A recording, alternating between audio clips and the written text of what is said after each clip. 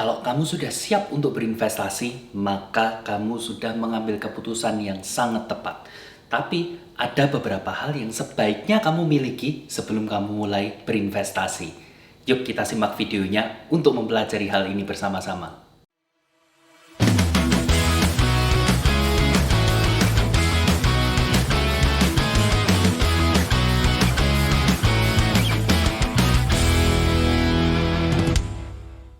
Hey guys, selamat datang di channel Ayo Jadi Kaya bersama saya, Agustinus Nugroho sebagai hostnya.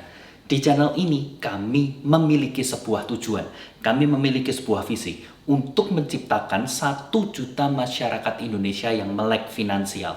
Artinya suatu saat mereka 1 juta orang ini akan bisa menjadi kaya. Di sini kamu juga akan belajar banyak sekali tips dan triks untuk membangun asetmu dari nol sampai menjadi luar biasa besar. Di mana tips dan triks ini kami dapatkan berdasarkan hasil wawancara kami dengan orang-orang yang sudah kaya dan sudah sukses. Sehingga semua yang kami bagikan di sini adalah bersifat actionable, bisa dipraktekkan sekarang juga. Pada video kali ini, saya akan membahas beberapa syarat atau hal-hal yang sebaiknya kamu punyai dulu sebelum kamu berinvestasi. Kalau kamu sudah memiliki mental yang ready untuk berinvestasi, maka kamu sudah mengambil keputusan yang tepat. Tetapi memang ada beberapa hal yang dianjurkan oleh orang-orang yang sudah sukses, yang asetnya udah gede, yang investasinya sudah menghasilkan banyak sekali uang, sampai mereka bahkan bisa pensiun di usia dini. Di video ini, kami sudah mengambil intisari dari semua pembicaraan kami dengan mereka, sehingga kami merumuskan ada 4 hal yang sebaiknya kamu punyai sebelum kamu berinvestasi. Kita akan bahas satu per satu. Oke, kita langsung masuk saja ke hal pertama yang sebaiknya kamu miliki sebelum kamu berinvestasi. Pertama adalah rekening khusus untuk investasi. Dulunya nih, pada saat saya awal-awal berinvestasi, sebetulnya saya sudah mengetahui karena basically saya adalah orang yang curious. Jadi saya udah tahu kalau memang harusnya investasi itu punya rekening tersendiri. Tapi saat itu saya merasa, wah repot banget ya, saya harus pergi ke satu bank, saya harus buka rekening, saya harus ngurus kartunya. Kalau sekarang mungkin saya harus download apps-nya, harus daftarin apps-nya. Kelihatannya repot sekali ya. Lalu saya bertanya-tanya, emang salahkah kalau saya cuma punya satu rekening aja? Bukannya itu lebih simpel. Pada saat itu saya memutuskan, ya udahlah, saya jalan dulu dengan satu rekening. Why not? Yang penting saya berinvestasi lebih dulu. Ternyata setelah 1 tahun saya jalani kehidupan saya berinvestasi, memang tidak semudah itu. Kenapa? Pada saat kita berinvestasi, artinya kita harus berpisah dengan duit. Kita harus berpisah dengan lifestyle. Kok bisa demikian? Karena yang namanya investasi artinya kamu menyisihkan uang kamu untuk dibelikan instrumen investasi, yang mengakibatkan kamu nggak bisa beli barang-barang yang biasanya bisa kamu beli dengan penghasilanmu. Artinya kita berpisah dengan lifestyle yang dulu kita ikuti. Nah, berpisah dengan lifestyle seperti ini bukan hal yang mudah. Buat saya itu adalah hal yang sangat susah sekali. Karena saya sudah punya kebiasaan hidup dengan standar tertentu, sekarang saya harus hidup dengan standar di bawah standar ini. Pada akhirnya saya mulai kesusahan. Disitulah saya mulai mengerti, kenapa kok kita butuh rekening yang khusus investasi. Sekarang saya punya beberapa rekening tersendiri. Ada yang namanya checking account, yaitu rekening tempat saya mendapatkan penghasilan saya. Yang kedua adalah investment account, di mana rekening ini saya pakai khusus untuk berinvestasi. Setiap kali imbal investasi saya akan masuk ke rekening ini. Yang ketiga adalah dana cadangan saya, nanti akan saya bahas. Dan yang keempat adalah frugal account, di mana account ini saya pakai khusus untuk hal-hal yang membuat hati saya senang. Seperti yang sudah pernah saya ceritakan di video yang lalu, bahwa saya selalu punya tabungan untuk traveling dan saya punya tabungan untuk scotch dan wine. Nah, kita kembali ke pokoknya nih. Kenapa yang namanya investment account atau rekening investasi itu penting? Sekarang kita bisa coba bandingkan ya. Kalau misalkan saya punya hanya satu rekening, penghasilan saya masuk ke rekening tersebut. Jadi di sini saya kelihatan nih, misalkan penghasilan saya 10 juta. masuklah duit 10 juta di sana. Duit ini bisa saya investasikan, duit ini juga untuk kebutuhan sehari-hari saya, duit ini juga untuk membayar kewajiban-kewajiban saya, misalkan uang sekolah, misalkan pajak, misalkan pulsa, dan lain-lain. Itu semua di satu rekening. Yang terjadi biasanya adalah kita bayar dulu kewajiban kita, sisanya kita pakai untuk berinvestasi. Tadinya misalkan kita punya target 1 bulan harus investasi 1 juta, akhirnya kita bisa hanya investasi 500-600 ribu. Karena kita tidak mau berpisah dengan yang namanya lifestyle kita. Kalau kita suka makan di luar, di restoran-restoran yang oke, atau kita beli barang-barang yang mahal, beli barang-barang yang bermerek, kita kan kepingin tetap melakukan hal ini. Akhirnya inilah yang menggerus target investasi kita. Tadinya 1 juta, tinggal 500 ribu.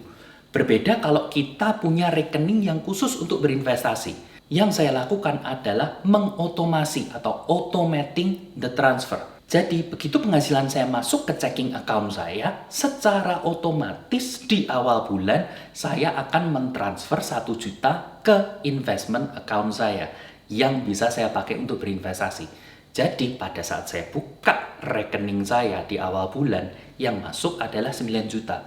Jadi 9 juta inilah yang kelihatan mata saya, yang bisa saya pakai, yang bisa saya gunakan untuk senang-senang, yang bisa saya gunakan untuk membayar semua kewajiban saya. Pada saat akhir bulan, kalaupun rekening ini habis, saya tetap berinvestasi 1 juta. Karena sudah ada 1 juta di rekening saya yang khusus untuk berinvestasi. Kesimpulannya, yang namanya investment account, sebetulnya kalau kamu bisa disiplin 1 juta langsung kamu investasikan, nggak terlalu penting. Tapi kalau kamu seperti saya, yang susah berpisah dengan lifestyle, maka investment account menjadi pilihan yang luar biasa oke. Yang perlu diperhatikan untuk investment account adalah saat uang masuk ke sana, maka kamu harus investasikan. Kalau di bulan tersebut, duit yang ada di investment account kamu masih belum cukup untuk membeli instrumen investasi yang kamu inginkan, diamkan saja di sana. It's okay. Yang penting, kamu juga harus pintar-pintar memilih bank mana yang kamu tunjuk untuk membuka investment account kamu. Sebisa mungkin, cari bank-bank yang memberikan savings account yang bunganya cukup gede. Kalau saya pribadi, yang saya pakai adalah DBS Tabungan Maksi. Sekali lagi, ini bukan endorse, tapi memang saya pakai rekening tersebut untuk investment account saya, karena bunganya cukup oke. Oke, sekarang kita langsung lanjutkan ke hal kedua. Nah, hal kedua ini sifatnya beda dengan yang pertama. Ini sifatnya wajib kamu punyai, yaitu emergency fund atau yang namanya dana cadangan. Sesuai dengan namanya, yang namanya dana cadangan atau emergency fund, ini adalah uang yang sifatnya liquid, yang artinya kamu bisa tarik sewaktu-waktu kalau terjadi emergency. Biasanya jumlahnya adalah 3-6 kali lipat dari pengeluaran bulanan kamu.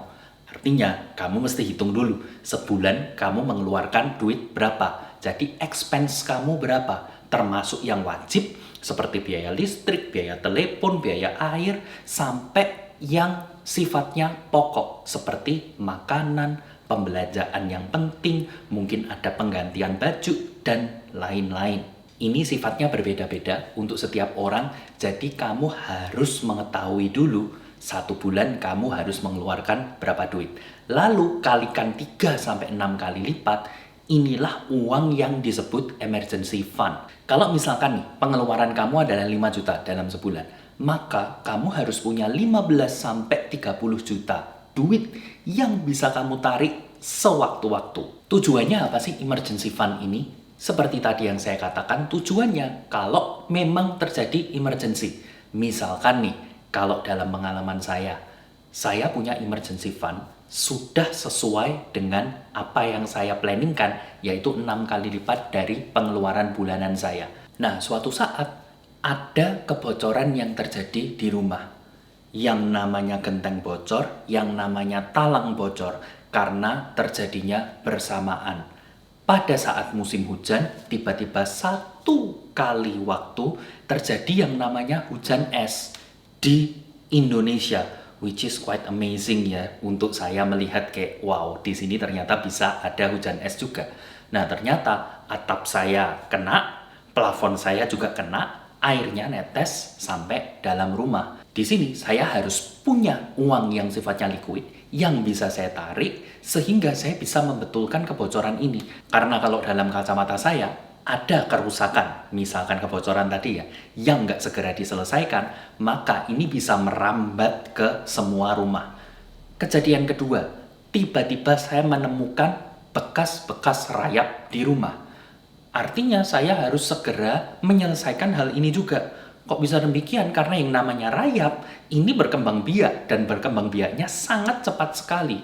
Kusen-kusen saya semua kayu. Kalau itu habis dimakan rayap, maka duit yang saya keluarin untuk bisa merenovasi semua kusen tersebut akan jauh lebih mahal daripada kalau saya benerin sekarang dan saya sewa jasa pest control. Untuk menyewa jasa tersebut secara otomatis butuh yang namanya uang, yang cash, yang liquid. Maka saya cukup berterima kasih karena saya diberitahukan tentang emergency fund ini. Banyak sekali kejadian-kejadian lain yang sifatnya emergency. Misalkan mobil kamu rusak, motor kamu rusak, tiba-tiba baju yang harus kamu pakai untuk meeting sobek. Banyak sekali hal-hal yang demikian. Maka sekali lagi kamu harus memiliki emergency fund. Sesuai yang saya bilang tadi, ini sifatnya adalah wajib. Jadi sebelum kamu berinvestasi, kamu harus punya yang namanya dana cadangan. Mirip dengan rekening investasi. Ada rekening saya sama tabungan maksi dari DBS, saya buka lagi, saya isi dengan uang cash yang bisa saya tarik sewaktu-waktu. Sebelum saya berinvestasi, saya memastikan uang di rekening tersebut cukup. Karena kalau kamu keburu investasi dan kamu belum punya dana cadangan, yang terjadi adalah demikian. Tiba-tiba kamu membutuhkan uang yang sifatnya cash. Ada kebocoran rumah, mobil mogok di jalan. Akhirnya kamu harus mengeluarkan duit ekstra pada bulan itu. Kalau kamu nggak punya uang yang liquid, yang kamu lakukan adalah mencairkan investasi kamu. Padahal investasi nggak semuanya mudah dicairkan. Nah, kalau misalkan kamu nggak bisa mencairkan investasimu, yang kamu lakukan kalau kamu nggak punya uang adalah berhutang. Hutang ini bisa saja bunganya sangat tinggi sekali. Apalagi kalau nggak segera kamu lunasi. Tapi kalau kamu memang punya ready cash, kamu nggak perlu melakukan hal tersebut. At least kalau misalkan emergensinya ternyata sangat membutuhkan duit yang banyak, at least hutang kamu nggak perlu gede-gede. Jadi bunga yang kamu bayar juga nggak perlu terlalu besar. Itulah fungsi emergency fund. Jadi saya sangat mengencourage kamu. Walaupun kamu sudah menggebu-gebu, oke, saya mau investasi sekarang. Saya mau membangun aset saya sekarang. Kalau kamu belum punya emergency fund, tahan dulu, hold it.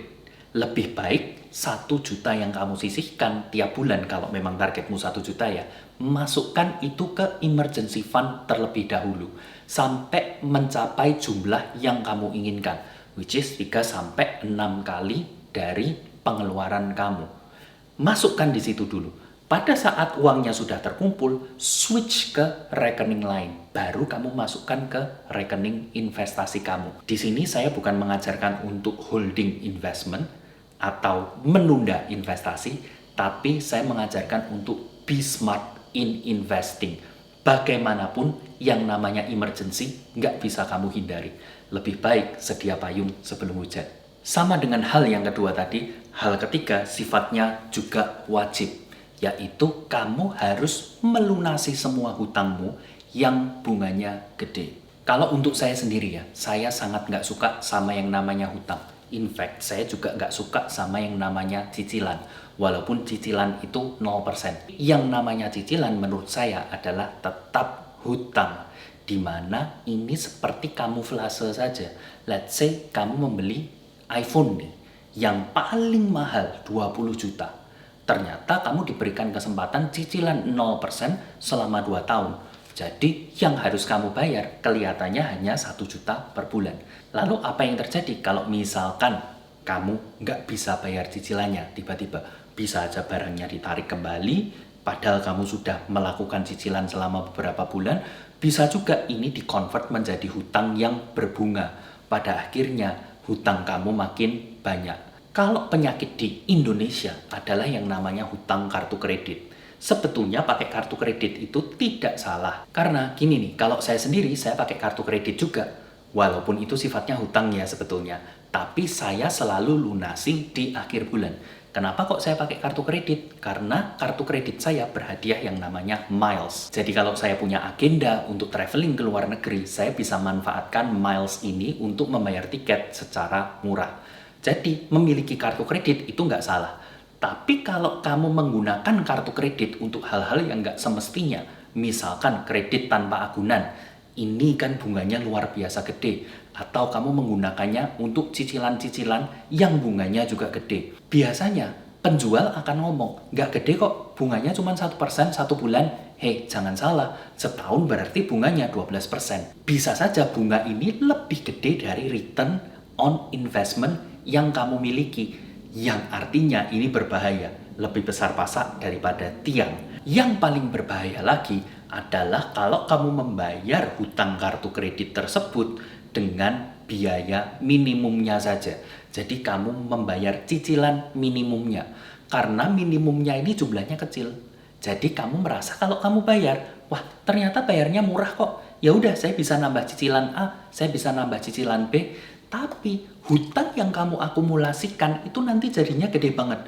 Dan yang namanya hutang kartu kredit, bunganya luar biasa besar. Hutang-hutang seperti inilah yang harus kamu lunasi sebelum kamu berinvestasi. Karena sama aja, kalau kamu berinvestasi dengan kembalian 10%, tapi kalau kamu punya hutang dengan bunga 12%, kamu masih rugi. Lebih baik jangan bayar cicilan minimumnya, bayar saja lunasi secara cepat. Nah, beda kasus tadi ya kalau dengan cicilan-cicilan atau hutang-hutang yang memang bunganya 0%. Ini semua kembali ke orang masing-masing ya. Kalau orang itu memang disiplin, jadi dalam 1 tahun, ya udah nggak apa-apa. Saya cuma hutang 1 aja.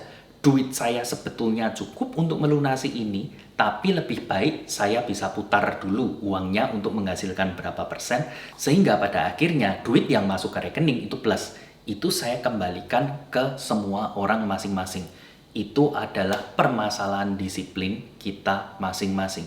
Tapi kalau memang kamu adalah orang yang susah untuk berdisiplin, artinya, wah cicilan yang ini 0% nih, saya nyicil. Bulan depan ngeliat barang baru lagi, saya nyicil lagi. Bulan ketiga ngeliat lagi barang baru, saya cicil lagi.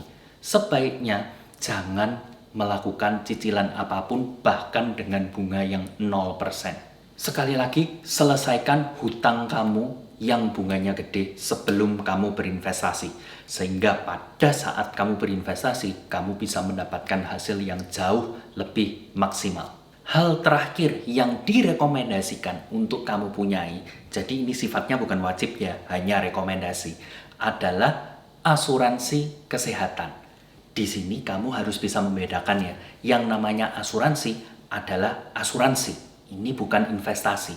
Mau kamu diberitahu kalau ini returnnya sekian, Tapi yang namanya asuransi adalah untuk asuransi, adalah untuk jaga-jaga. Terutama asuransi kesehatan.